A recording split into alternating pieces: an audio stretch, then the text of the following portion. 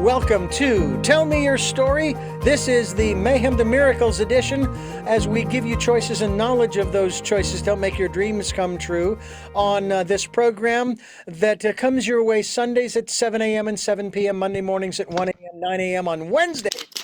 Special edition of Tell Me Your Story. Today's guest is another one of the 30 contributors to Mayhem To Miracles, published by Sacred Stories Publishing. SacredStoriesPublishing.com is the website you want to go to find out more about the book and purchase it through Amazon as well. It's on that site and many others, I'm sure, but you can certainly go there. And we will be giving you our guest's website as well as we begin talking with our special guest for today, who has written a story that has been added to the compendium, as I like that word, compendium, of stories in Mayhem To Miracles, which is book 3 of a series starting with Chaos to Clarity, going from there to Crappy to Happy, and then Mayhem To Miracles. When Spirit Calls is the title of her story. Judy Lemon, thank you so much for joining us here on Tell Me Your Story. Thank you, Richard. It's lovely to be here. You know, I have been looking forward to all of our guests here on this version or edition, if you will, of Tell Me Your Story, talking about their stories. And I sometimes in a pre-interview, I will ask this question, which I'm going to ask of you in the context of the interview.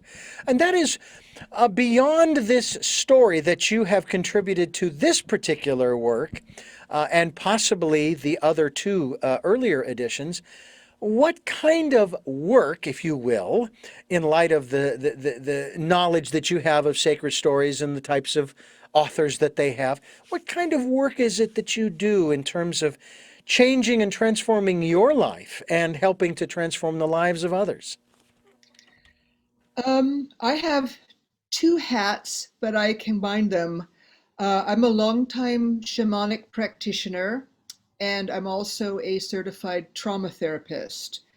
And I have been working for several years to combine techniques from the two to what I call trauma-informed shamanism. Trauma-informed shamanism. That's different. Yes, yes. How is that different from regular shamanism? Well, I have been finding as I started out over 20 years ago working with shamanism, and I've run the gamut of things, energy healing, soul retrievals, plant medicines. And one of the things that comes up quite a lot when somebody comes for shamanic healing is they may have some unresolved trauma. They may have some kind of sensation in their body that hasn't been able to be explained by medical procedures or examinations. So, some years ago, Spirit brought me into the Brazilian jungle and, by a very strange intervention, introduced me to Dr. Peter Levine's work, Somatic Experiencing. And when I looked at that, I got the message, you must learn this and bring this into your work. So oftentimes, rather than just doing a straight shamanic healing session, whatever that might be, or a straight somatic experiencing session, these sessions are completely channeled by what I call my amazing spirit crew. So somebody may come in and we'll start working with the trauma releasing techniques, but then we might intervene and do some kind of shamanic work, and it can go back and forth. It's a whole treatment rather than just one path. I have always been intrigued by shamanism, not knowing a huge amount. Have had guests on who have also been shamans. How long have you been? Do we refer to it as a practicing shaman? Um, I am inducted into the lineage of Rio Napo in Peru through my first teacher. And in the area of the Amazon, we don't use the word shaman. That particular word comes from the Tunguska region of Siberia, and it's become a bit overused. Um, I prefer the term Chacahuarmi, which is Quechua for bridge woman. I act as a bridge between the different dimensions, between the physical and the different spirit realms. Hmm. And you've been doing this for how long? Ooh, over 20 years. Wow. So you actually do travel down to South America, down to Brazil or whatever other countries to what? Continue your learning, your education, if you will, your practice. Yes, the path of the vegetalista, which is a more specific term for people who work with plants, and I don't necessarily mean solely hallucinogenic plants, Hmm. um, requires an apprenticeship of about 4 to 5 years. And during that time, a lot of it, in addition to working with healing techniques, recognizing good and bad energy and dealing with that, a lot of it is working on ourselves.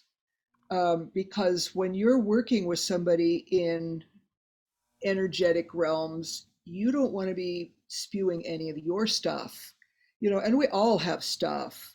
Everybody has something that they're working on, whether they know it or not.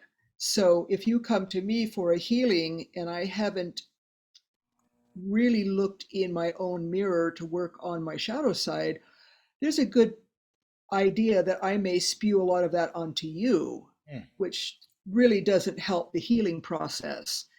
So our we do what we call dietas, which basically is a very severe near starvation state where we have to isolate ourselves in like jungle huts or even like a platform. I've been spent a couple months on a platform overlooking a river, um, and basically you can't use uh, commercial hygienic products, so you get a little bit smelly, which is all right. The idea is that you become one with nature, and then you bring in spirit guides who become your helpers. They take pity on your suffering and they come in and ally themselves with you. Hmm. So you've led me into one of the subjects that I absolutely love talking about, and I'll have you expound on this as a shaman that nature is our greatest teacher. Absolutely. In my view of the world, I see how everything is connected. In biblical terms, when you would hear Christ say, all men are brothers, I see that. And it doesn't just stop at we as human beings. Obviously, the animals, what we might, the trees, the plants, the rocks. Many Native Americans might refer to them as the standing people, the stone people, whether you want to call them people or not. But you can actually, if you can suspend your disbelief at how ridiculous it may sound, you can talk to any of the spirits of nature. One of the things that we're taught, like when we're first starting out, is get a rock, go for a walk and get a fist size rock, something that attracts your attention, Mhm. and have a question, something that may have a simple answer. And you put this rock in your hand and you ask it your question. And then you need to be quiet so that you can hear the answer. Lots of times when you're getting messages from spirit beings, they're very subtle. It's not necessarily as loud and clear as like the way we're speaking. I find if I would speak to a rock or a tree, they they speak to me in a more archaic language, so I know it's not just me making it up. Um, but yeah, it's very comforting. Can do things like tree speaking. Many times when people have problems and there's no one to talk to, you can go talk to a tree, or you can dig a hole in the ground and speak to Mother Earth. And in that way, we learn from Mother Nature, Madre Naturaleza. I find it interesting too the perspectives that folks take when it comes to the earth and, shall we say, playing, with the earth, especially as a kid.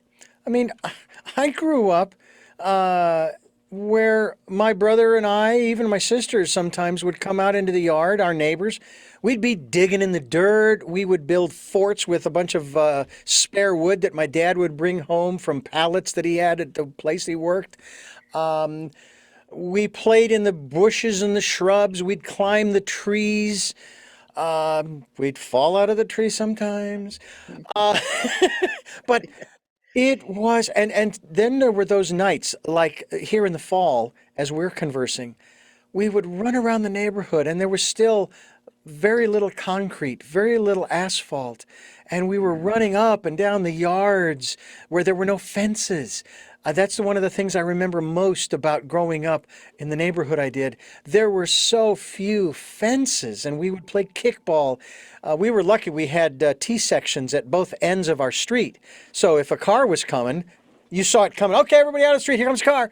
And Yeah. you'd have plenty of time because they couldn't come around that corner very fast, as Yeah. hard as some of them tried. But I love, for example, even to this day, I'm 61 now. I wish that in spite of how much I love our conversation and doing these interviews, that I was up on the hill with my axe chopping wood, preparing for winter and the fires that we are going to have to just take the edge off than actually heat the house, Yeah. because we love the cool weather. I mean, I was born and raised in Phoenix, of all places. Wow. And you talk about hot, it gets Yes. hotter and hotter every year, and I'm glad I'm living here in Santa Barbara. I love doing that stuff. I love being outside. Yeah. I hear you. You know, we're roughly around the same age, and I have the same happy childhood memories of, I mean, we just lived outside and we didn't have to worry about it. I think my parents, or particularly my mom, like, go outside and play. Once you do your homework, make sure you come in at dinner time. And then once dinner time was over, it's like, make sure you come back in when the street lights are over. We didn't have to worry about any of the creeps that a lot of parents seem to have to worry about now. We didn't have internet, we didn't have cell phones, but we had our imagination. And when I was growing up, the original Batman was on TV. I And remember. oh my God, did I love Batman. So that's what we did. I was Batman and my sister was Robin, and my grandmother made us the costumes. Like, we had the capes and all the insignia, and Oh, all the neighborhood kids were the crooks. And like you were saying, like, we were up the trees, we were climbing up fences, and we had the greatest adventures. It's probably what led me into doing what I do now. It's like all those imaginary worlds and being outside, chopping wood, having a fire, just, yeah, more contact with yeah. Mother Nature. We would camp out in our parents' backyard, to my mother's consternation, because we were always using the Indian blankets as the Oh, not, not good. But yeah. she put up with it, and I am grateful for that. I mean, we just had such a blast. And my father, of course, got a little annoyed with us climbing the trees because he grew them there because he wanted them to shade the house and to look beautiful. And sometimes we'd climb them and break a limb here or there or what have you.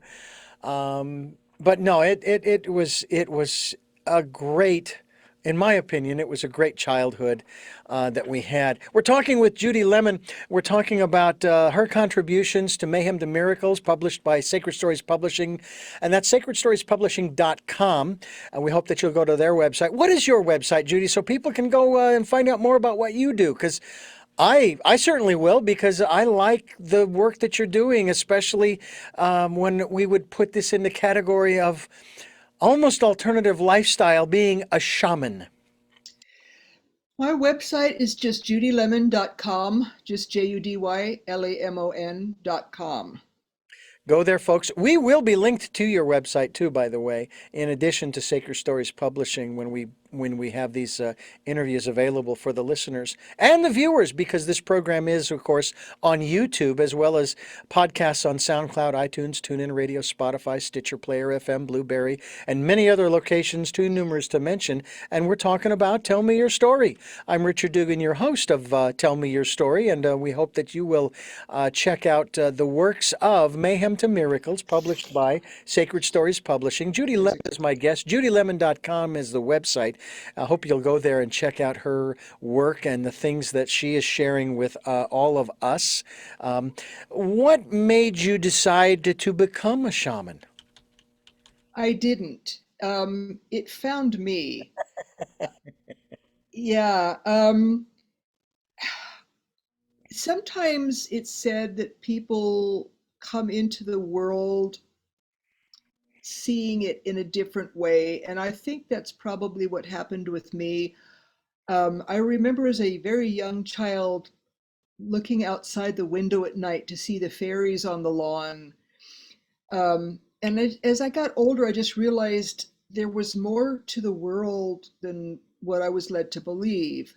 I grew up in a very normal middle class Catholic household. My parents were World War II vets, and to them, the world was what they could see and experience just with their five physical senses. But as I got older and more curious, I started realizing there was more. There was more. So I was living in London for quite a long time when I was trying to be a rock star. And as that was sort of coming to an end, I was walking through Covent Garden with a friend of mine, and there was this poster, Introduction to Shamanism in a Camp in North Wales. And I looked at that and I said, I have to go to that. What's a shaman? I didn't even know. I had no idea what it was. But in that camp, I saw more of the other sides of seeing. We were working on these things called trance postures, and I shapeshifted into a bear. No substances, just rattling in these particular postures. And I was so amazed looking down at my hands and seeing these black claws. And I was like, oh yeah, I like this stuff. Give me more. Hmm. You also have your own book, which I am very intrigued by, because the connection that you and I have in this regard is that I was actually given one of these as a birthday present by my wife. And the book is entitled Machete Woman, the book. How did you come to garner that title? Because that's what I am. Because I've spent so much time living in the jungle, you have two pieces of equipment that are absolutely essential. One of them is you got to have a pair of rubber boots, knee-high rubber boots. The other one is a machete. Oftentimes, when you're walking through the jungle, it's not a clear path. You need to have your trusty machete to clear the path. Or if we're um, harvesting plants to make medicine, you need a good cutting device. Other times you may need it to ward off poisonous snakes. I've had to do that at times too. So it's just an all around useful thing. And I found I quite enjoyed whacking things with machete. Like as I worked on my stuff, I would get really frustrated. My ego was having a field day, so I would go find an old piece of wood and I'd get my machete out and ah, ah, ah. You may find the same as like in chopping wood. There's that very satisfying motion that you make, and you get this physical release through your body. Wow. Well, I tell you what, I want you on my side while you're holding that machete, let me tell you. No, it's not used as a weapon. It's not intended as a weapon. No. It's intended obviously to clear as you're working through the thick jungles. And I haven't had as much use for mine. I haven't really, secured a good use for it, considering that I'm living, yes, in a rural area of Santa Barbara, but it's not jungle. It's not like I have to whack through thickets and so forth. Very fascinating stuff. And of course, this book, the Machete Woman, the book is available at your website, judylemon.com. And also the podcasts of this program can be found on richarddugan.com, the homepage, as well as other outlets. So I hope that you will pick up a copy of her book, as well as a copy of Mayhem to Miracles, which is also what we're featuring on this program, this particular interview. And there she is. If you are watching the YouTube video, you see the book there Yes. that Judy is holding, and we hope that you'll get a copy of it through Sacred Stories Publishing. I'm Richard Dugan, your host for Tell Me Your Story, and I'm so glad that you folks have joined us on the program today. Also, a reminder that we encourage you to participate in the Decade of Perfect Vision, where you can go spend some time with you. That's right, go within and listen to that still small voice, as well as just be calm, or maybe even better yet, just be. Just be and enjoy that time by yourself. And as one of my guests has already stated, you started with a minute, start with 60 seconds. Set an alarm on your phone that you have with you all the time, that I would love to throw into the oceans, but I'm not going to pollute the oceans with my electronics. Just 60 seconds. And then if you can ramp it up to maybe a minute and a half, and then 2, and then 3 and 4, and whatever you can do just to recenter. I know that after my little incident the other day, I had to do that. I had to take time to process and relax and realize that, okay, I learned from that, okay? And thank God no one was seriously injured in the incident.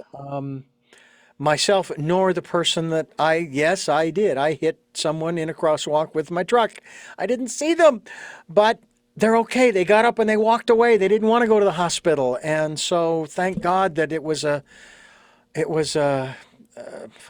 don't know if I should say non-injury. Maybe there were some injuries. Maybe it'll show up later. Who knows? But needless to say, we must continue to move forward and forge ahead. I take responsibility. That machine was under my control, folks. So when you're driving and you hit something or someone, you were driving, you're responsible.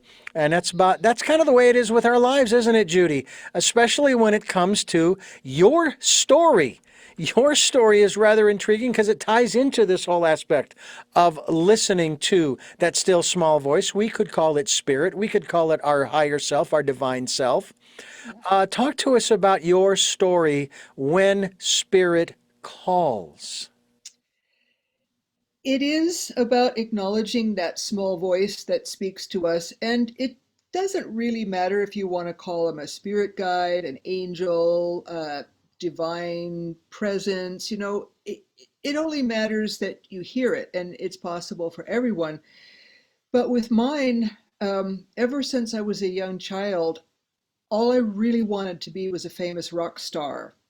I started playing guitar at age 7, started taking voice lessons as a teenager, was in local bands here in Southern California, had some songs on the radio. But what I really wanted was to go to England because I was always just enamored with all the British bands. So in the early 80s, I packed up and moved to London and got married and had a good life. I had a very good life. Had my own recording studio, but it wasn't what I was supposed to be doing with my life. Um, in the story, I talk about the person who's now my ex-husband, which is long ago. We just came to the end of our road together.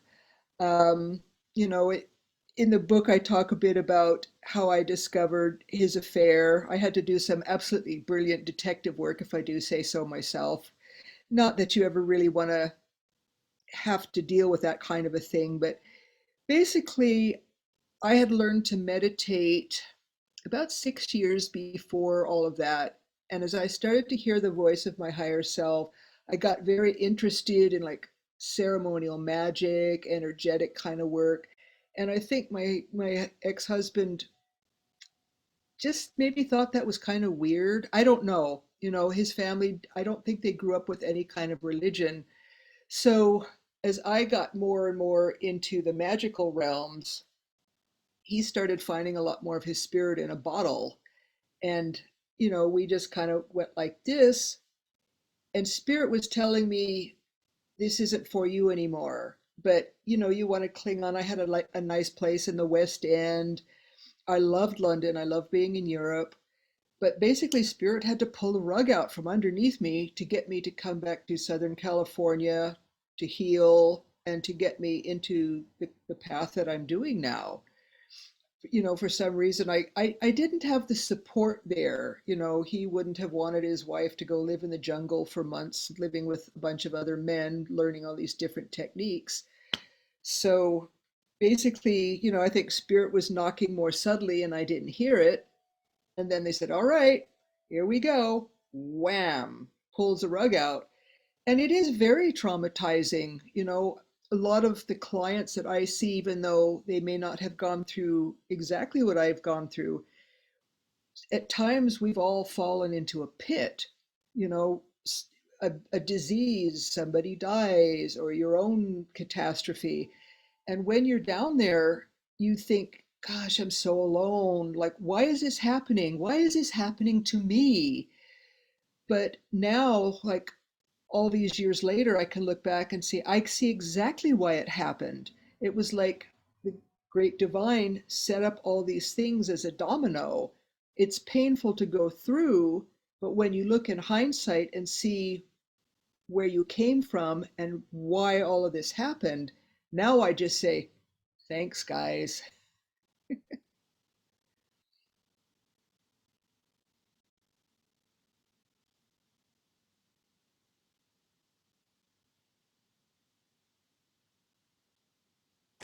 I listen to my still small voice, and I call my still small voice my friend.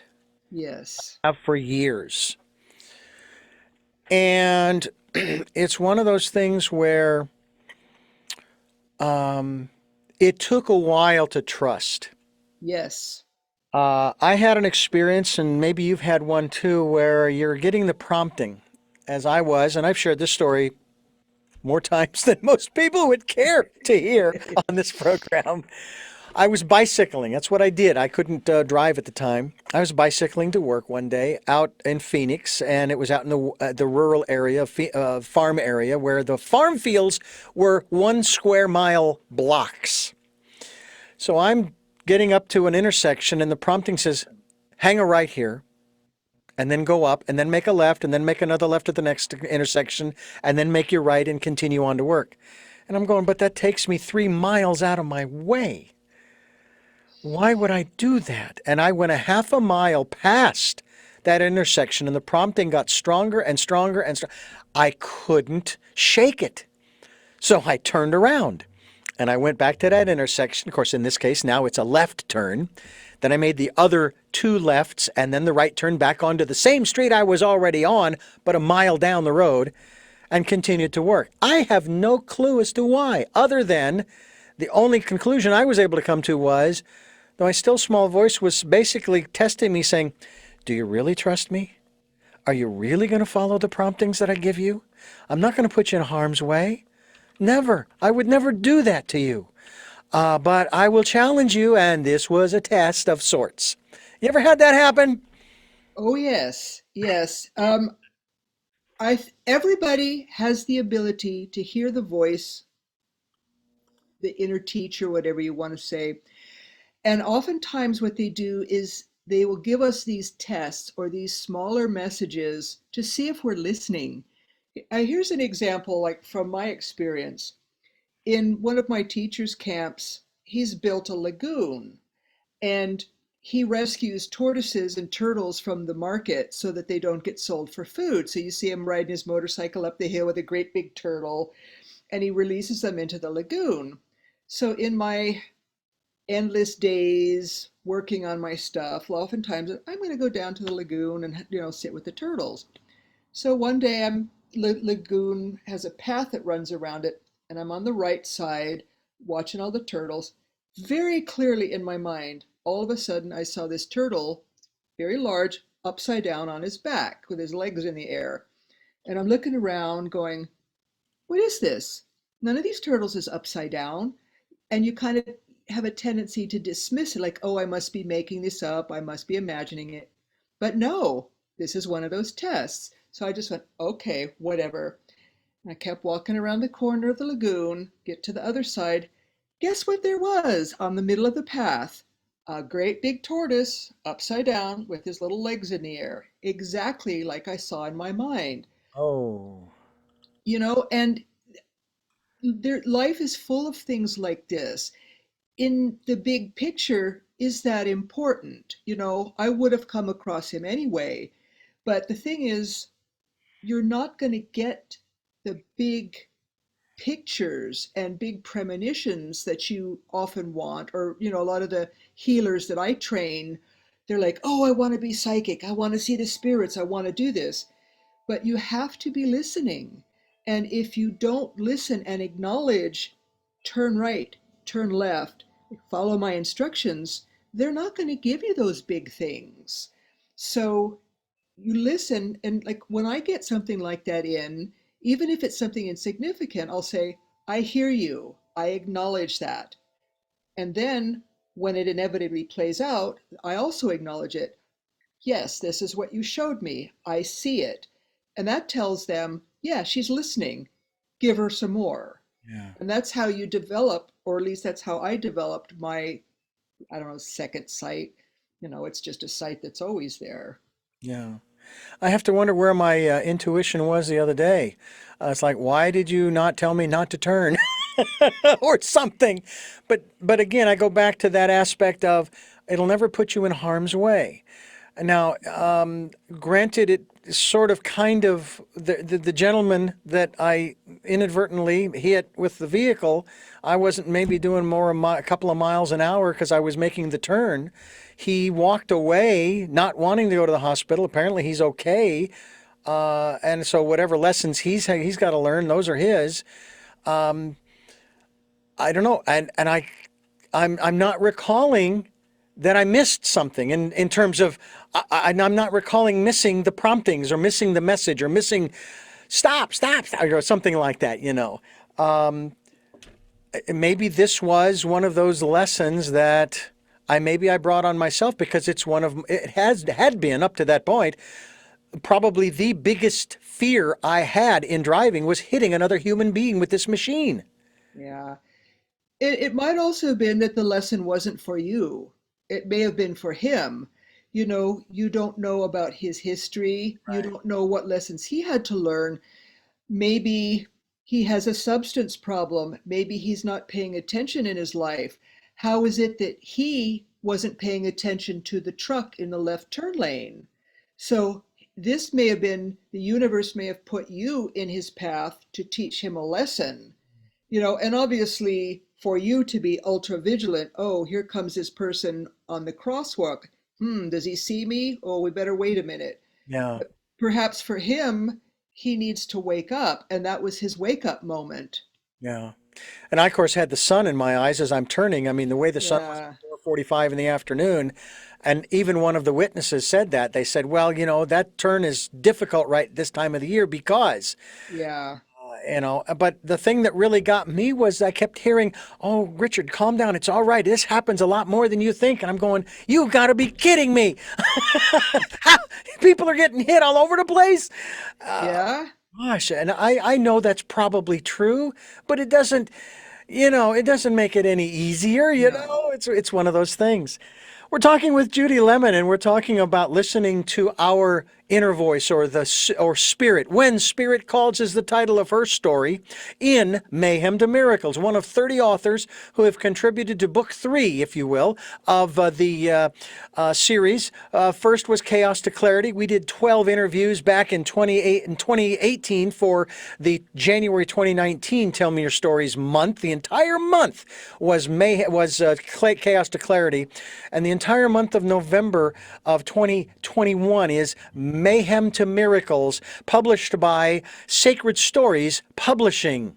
I'm Richard Dugan, and this is Tell Me Your Story, New Paradigms for a New World. We're here with Judy Lemon. JudyLemon.com is the website. I love the book that you have, that you've written about the Machete Woman. I'm just like, okay, well, Arnold Schwarzenegger nor Sylvester Stallone, neither of them could play the role of the Machete Woman as portrayed in the book. In the movie now, the movie The Machete Woman. Watch yourself, especially if you're a plant. Not so much a person, but a plant. Who is the Yes, gentleman in the picture standing next to you in the on your website, where your book is spoken about and promoted? that's one of my teachers, Don Luis Panduro.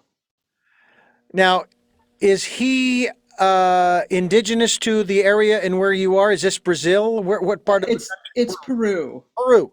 Yeah. And he lives in the jungle? Yes. And yet he has. Now, did he move there from civilization, as it were? Oh no. No, he grew up around the area. Okay. And what brought him to shamanism is he had an accident, I think when he was playing what we call soccer here, but other where around the world is known as football. Bull. And I think if I remember correctly, he broke his nose. And then I think he started to get some kind of a cancer from it. So he went to go see one of the indigenous healers. And there again, they don't use the term shaman, it's like curandero. And this person saw that he could be an apprentice. So as he was healing, these methods kind of called to him, and that's how he became a healer. And and his story, the indigenous people's stories are so rich. There's so many wonderful myths and legends and magical beings down there. Um, and I know you were asking about Lucho, but like when I did my first apprenticeship with my teacher Javier, that involved going way, way into a remote village up on Rio Napo. And one night I was sitting around with some fishermen, and we were passing this bottle of aguardiente around with this achuti penis in it, which is, they have a lot of aphrodisiacs down there. And I thought, oh, these guys are fishermen. I wonder if they've ever seen a mermaid, sirena. So I took the opportunity to interview them. Every one of them have seen mermaids. Oh. And they all had these fabulous tales of like these enchantresses, and they were dead serious too. They can be kind of scary beings like the Lorelei or the sirens luring the men onto their doom. Ah, yes. Mm-hmm. But the jungle is such a magical place. You have people who believe in all of these beings like the Chuyachaki and the Lamparias, and they see those. They exist. And they become part of our training because we call them in as our teachers. Hmm. All of this is just so very interesting. You also have you have workshops, you've got trauma therapy, shamanic services that we can talk about, personal intensives, as well as counseling. I've been through a few personal intensives myself, not quite like what you put on. Back in the early 80s, I went through a program called LifeSpring, which was an outgrowth of EST. Uh, Uh, it wasn't est. It was a little different. So, that lasted as long as it was supposed to. Enjoyed it. I learned a lot from it. Um, it seems to me, though, that the whole goal of all of these different modalities, whether it goes back to the 80s or the present day, and the work that you do, is to help people to transform their lives, whether it's through their healing of the traumas or physical, mental, or other emotional issues, or getting in touch with their shadow side and acknowledging, yeah, I that's mine. I own that. Okay, and it's okay, and it's okay. It's mine, and it makes me who I am today. That kind of stuff. The yeah, transformation is what is the really the most important aspect of it. it is. Oftentimes, I tend to I tend to attract people who have some kind of spiritual interest. Like I'm listed on the traumahealing.org website, which is a somatic experiencing website. And I probably one of the few, if any, shamanic practitioners on there. Many of the people are licensed people like psychologists, psychiatrists, social workers, and they don't deal with the dark spiritual work that I do. So people will look on that and they think, oh, she combines the magical stuff. Oh, am I carrying an entity? Is that's what's causing my problem? Um, I want to learn how to develop my sight. How can I be a healer? But oh, I've got to get rid of this trauma first. So, they come in for different reasons. But you're right, it's all about making steps forward, however you want to go. If you want to be a healer, what's your next step? If you want to heal your trauma, how do we do that? How do we do that in a way that doesn't re-traumatize you? Well, we're talking about trauma. We're going to continue talking about that because I've got some interesting questions. I hope they're interesting questions to ask you. Judy Lemon, our guest here on Tell Me Your Story, contributor to Mayhem to Miracles, published by Sacred Stories Publishing. SacredStoriesPublishing.com is the website. We hope that you will go there and check out the book, as well as go to JudyLemon.com to see what she is all about, her shamanic practice, as well as the work that she does. I know that it goes by another name, but since that's what you have on your website, I'm going to use that right now. I'll learn the other languages later, but we hope that you will stay with us here on Tell Me Your Story. I'm Richard Dugan, your host, and I thank you for staying with us here on the program as we continue our conversation with Judy Lemon and talk about being a shaman in reference to trauma. All right. So one of my questions in regards to trauma is, what is trauma? I recently saw a great video with the wonderful Dr. Gabor Mate, and he described trauma as coming from the Greek word wound. It's not the actual event that happened to you. Like, for example, so let's say the gentleman that you made impact with your truck. Thank you for putting it that way. Yes, you made contact with. Yes. Yeah. So when you get hit by a several thousand-pound vehicle, that is a traumatic event. Obviously, your system goes into, whoa, what's happening here? Could be fight, flight, dissociation. There's various different things that can happen. But then it turns out, oh, he's okay. He had a little scrape on his knee. He gets up.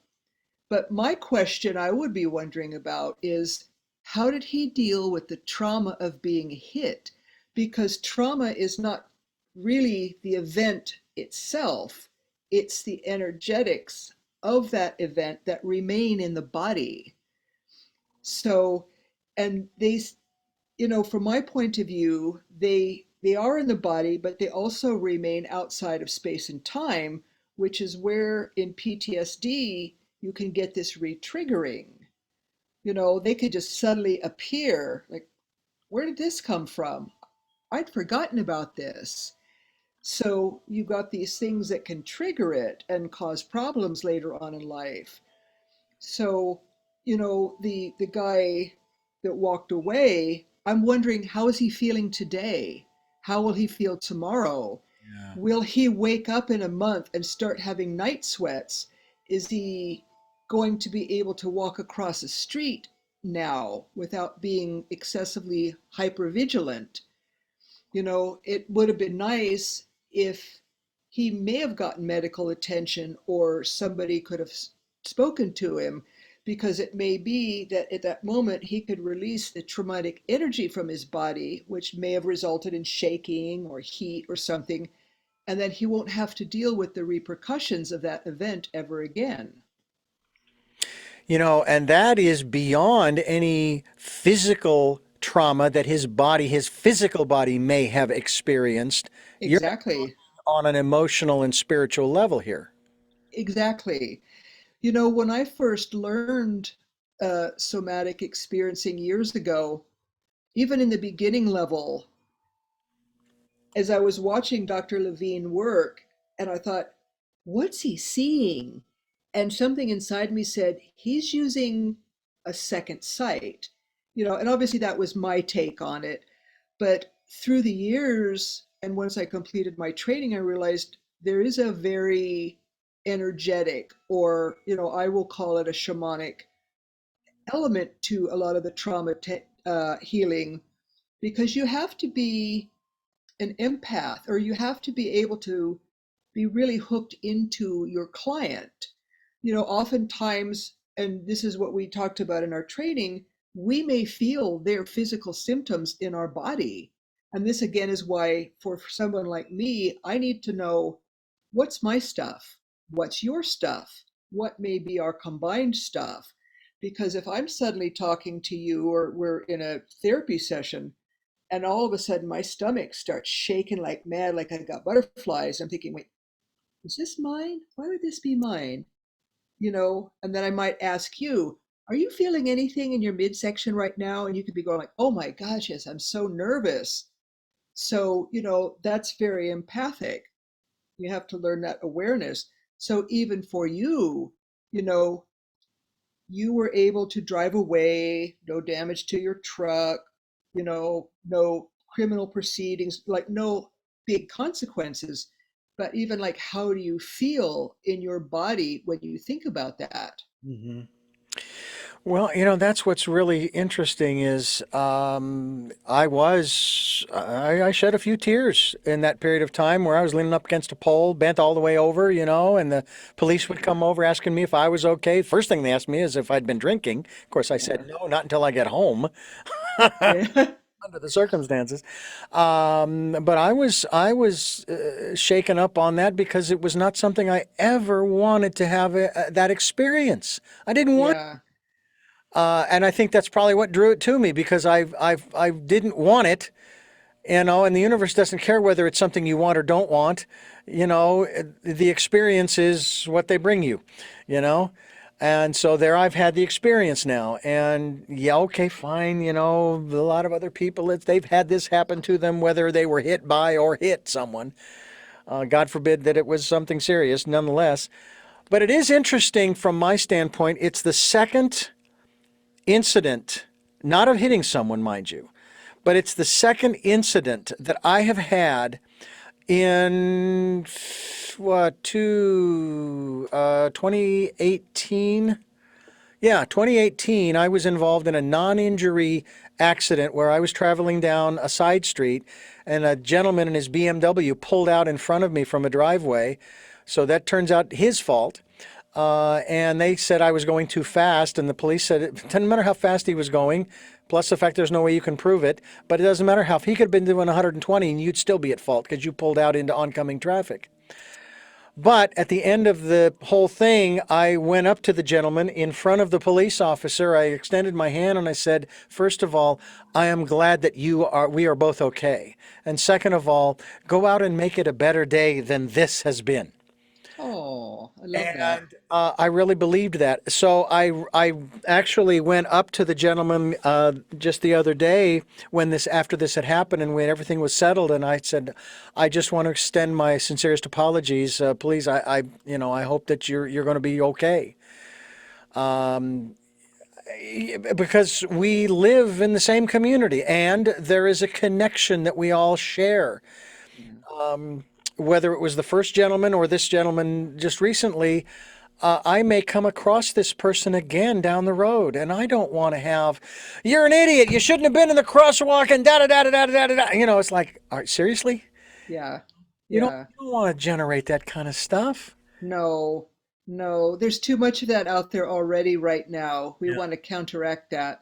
Exactly, exactly. Judy, this is fascinating. The work that you do, but also the education that you have, shall we say, accumulated. Especially considering the fact that the level of commitment to making these trips. I mean, how many times have you been down to Central South America for your studies, if you will, for the work that you now take on and help other people to transform their lives? Well, in 16 years, I'm into double digits now. Normally when I go for about 2 or 3 months at a time, because when I'm doing my work, you just need time. I can't just do it in a week. Right. To be able to open up the abilities and have a spirit crew to the point where you are effective in your healing, you can't do that in a weekend course and get a certificate. It takes years of suffering. It's one thing my teachers would all say, all of them, you Yeah. must suffer, Judita. Why? Why do I have to suffer? Because all artists suffer. Yes. And what you have is just that. It's part of the healing arts. Yes. Yeah. And also too, they we really get pushed not just to our limits, but beyond our limits, like where we think we can go. And I remember one time when I was in one of my teachers' camps and I was just really suffering. I was getting so fed up, like, I could just put my pack on and walk out of the camp. This little voice comes in and says, when you get home, get yourself a book on Navy SEALs. And I went, what? I greatly admire the Navy SEALs. I live close to where they train, and I just in awe of what they go through. So I get home and I get a book on Navy SEALs and I start reading it and I go, no wonder they wanted me to see this. Even though what we do is completely different, it's the mind work. Our minds put us at so much of our limits. Oh, I can't do that. Oh, I might be tired. Oh, I might be sick. Oh, that's too much for me. And it's just our own limits. Whereas, like in the kind of training that I had to do, you have to break those walls down. And I had that once in a medicine ceremony in my teacher's camp where the plant spirit says, let me show you what you're doing. And she put me in this box. You have your limits and you want everything to be recognizable. And I felt like, okay, guilty as charged. She goes, to let me show you what it feels like to be your teacher. And she took away the walls. And it's hard to describe that. It's like what we call being in the void. And she says, this is where you must learn to operate from. This is where the healing comes from. And I just went, oh. So I found reading about like how the Navy SEALs pass through a lot of because they go through some really amazing physical challenges. Yeah. How do they get through that? It's the same thing. It's the mind. And of course, not everybody makes it through the training as a Navy SEAL, and No? they can try as hard as they want, but if they don't have that mental toughness, as it were, or discipline, Yeah? maybe is a better word, mental discipline. I mean, I was even thinking about that, thinking, I've heard some of the stories of some of the things that they do, especially out in the water, Yeah. and they're out there all day. Yeah. And I'm thinking, okay, so if you could program yourself to get in the zone, okay? To get in the zone, like they do in sports, or sometimes like what happens with these programs where really it's an hour and a half already? Wow. I can't believe it. And it hasn't been. It hasn't even been an hour yet. I know it seems I know it seems longer, but no. Uh, No? but getting into that zone, that Yeah. if you're in the present moment, Yes. that makes all the difference in the world.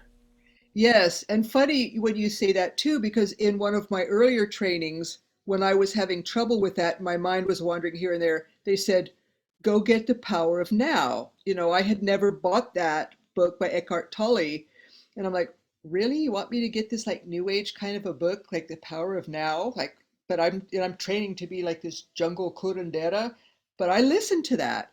So I come home and I buy the power of now, and then I start laughing. And I go like, oh, of course, this makes complete sense. It's constantly here now, here now. Don't worry about what happened there. Don't worry, like, is there a big anaconda out in the woods, like ready to come, like fall on me off of a tree? If you're present right now and you're very aware, you're going to know that thing's up there. It's like, oh, maybe I won't go down that path, or machetes at the ready. Wow!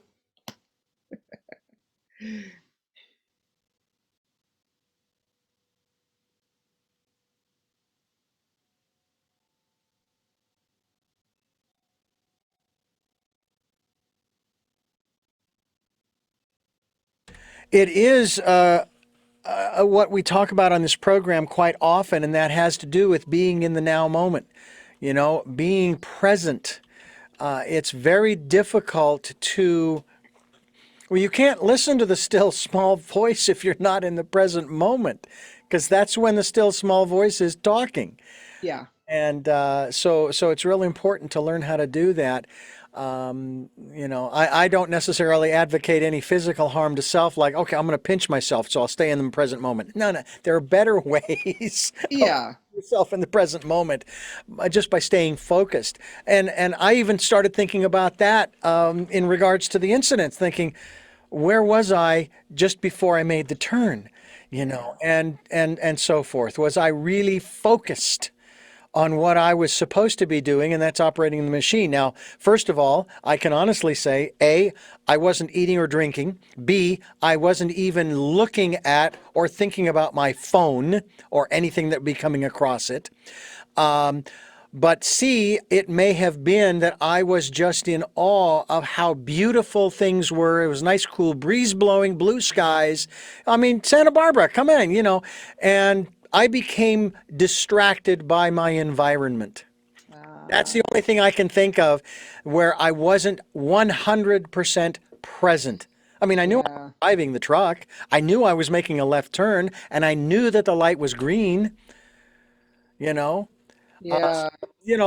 Lots of things to take a look at, and I think that would like people, encourage people to do that, to learn how to stay in the present moment. What suggestions, simple suggestions, might you have to assist those listening in staying present, staying in the now?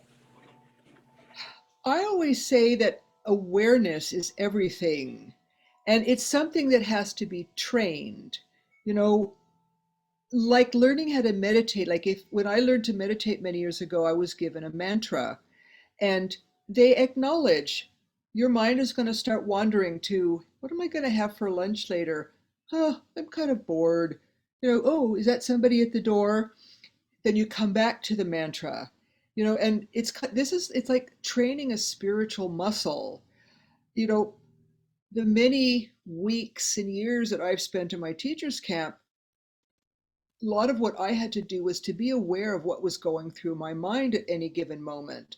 Mm. And, I even got it to a point where I would start naming the parts. This one's the narrator. This one's the storyteller.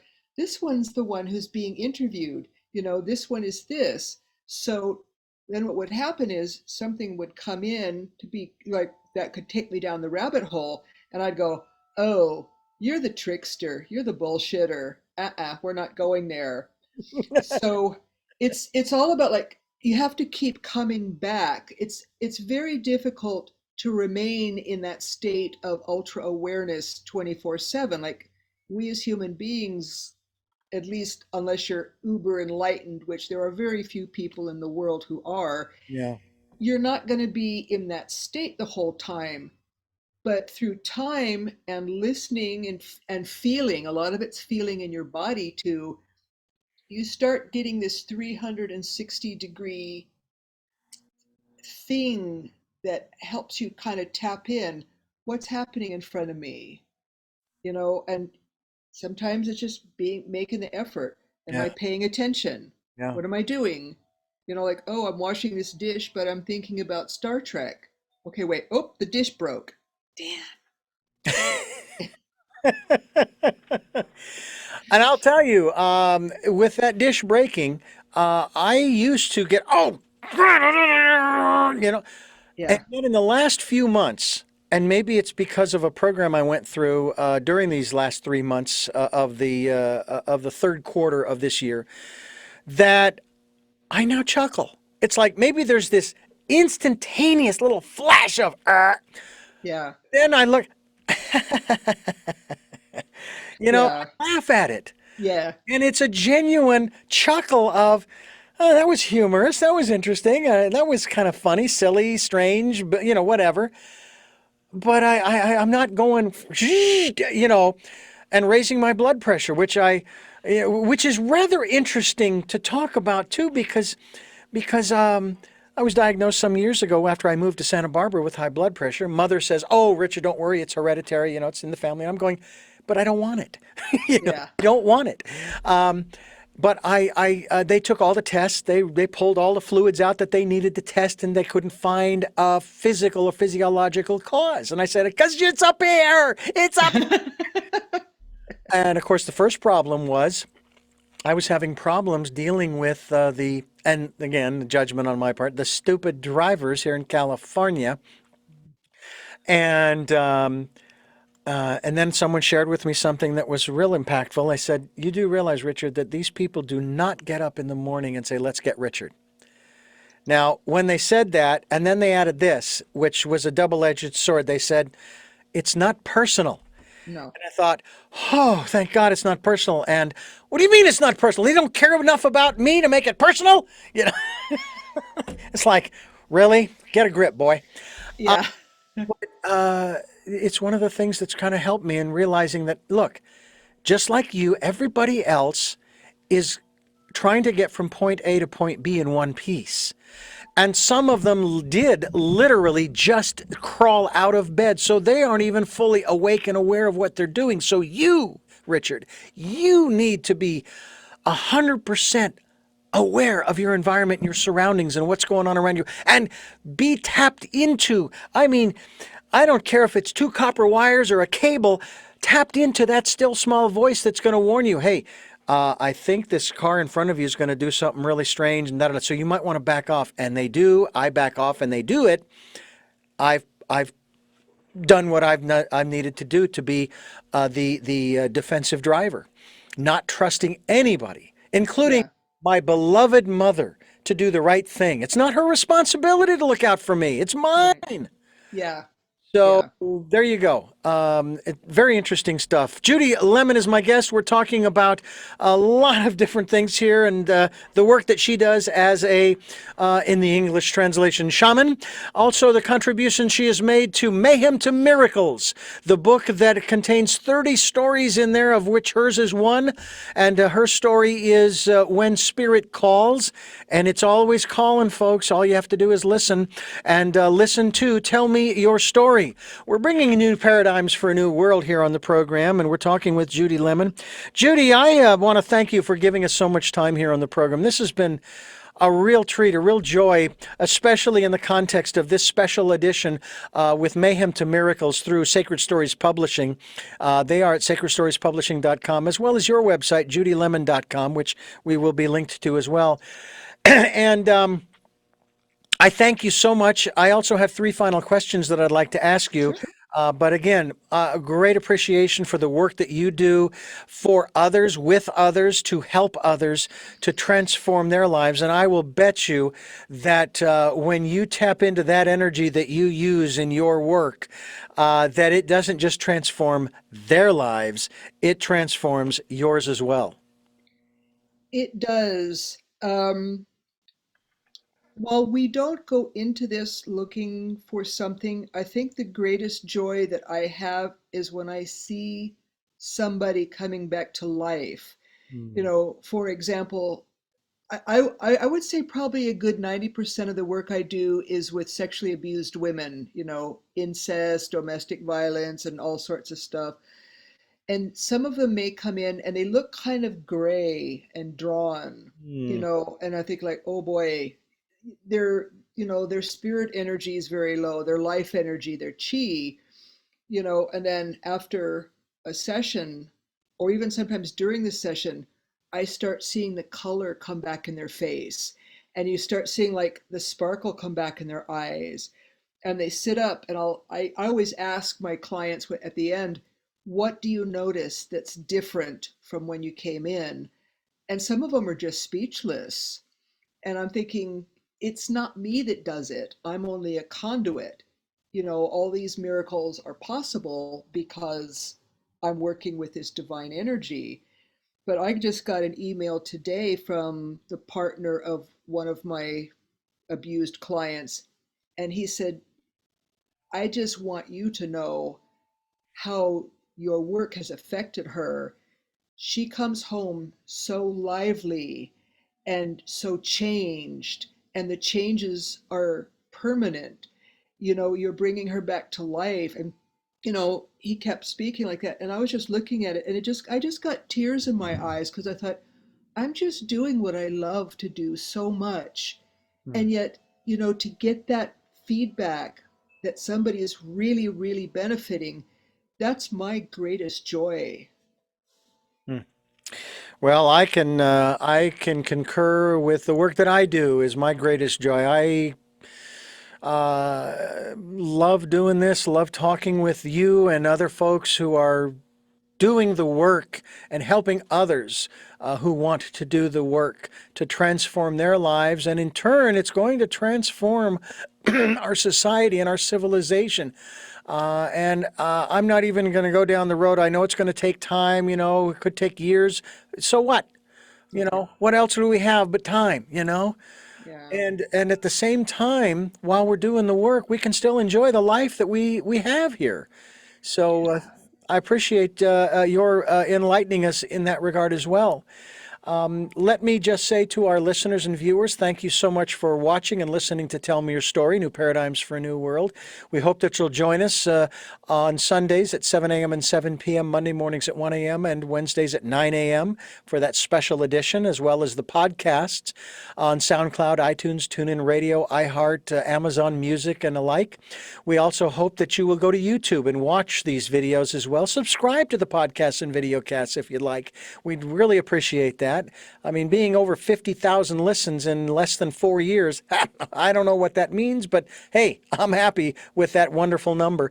And we also hope that you can support us financially. Any amount is greatly appreciated. And thank you, thank you, thank you to those who have supported us financially and those who will support us financially. It all goes towards the work that we're doing here on Tell Me Your Story to keep helping you and me to transform our lives together and change the world for the better for all. And all is spelled with all caps, okay? I will yell it. All, okay? And then also participate in the Decade of Perfect Vision. Spend that time listening to that still small voice that we have been talking about throughout this entire program.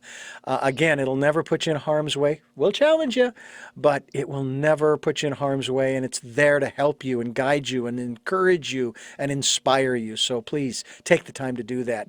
And with that, my first of three questions is, who is Judy Lemon? Oh boy. She's a being that's had a very magical life, um, and she enjoys the simple things. Like we were talking earlier about things like chopping wood. Um, One of the times I was speaking to my now deceased father, and I asked him if he had advice for me, and he said, you're going to be back here in the spirit world sooner than you would ever imagine. And they lived into their 90s. He goes, take the time to enjoy the physical world while you have it now.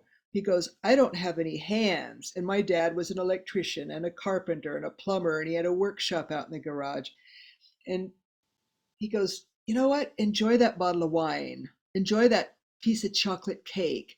Enjoy chopping wood, or the smell of a wood fire, or, visiting with your friends, living in the moment, because you may not wake up tomorrow, and then when you get back to the spirit world and the great creator says, did you enjoy your life? What did you learn? Did you have fun? You want to be able to go, gee, that was great. I want to go back and do it again. What is it that you hope to or want to achieve through the work that you are doing now? I would like to do more collaboration with others. Um, I've been honing my own gifts for many years, and I find that when I do things with others, like, maybe like another kind of a practitioner, or I do have friends who are licensed mental health providers, and I really enjoy doing things with them. So I'm probably going to be writing more. I'll have another Sacred Stories thing coming out in January, and their animals anthology, and then I've just contributed a story to Shamanism, which will come out later next year. Um, Probably doing things on a greater level. Maybe I don't really do things like YouTube videos or Facebook Live and stuff like that right now.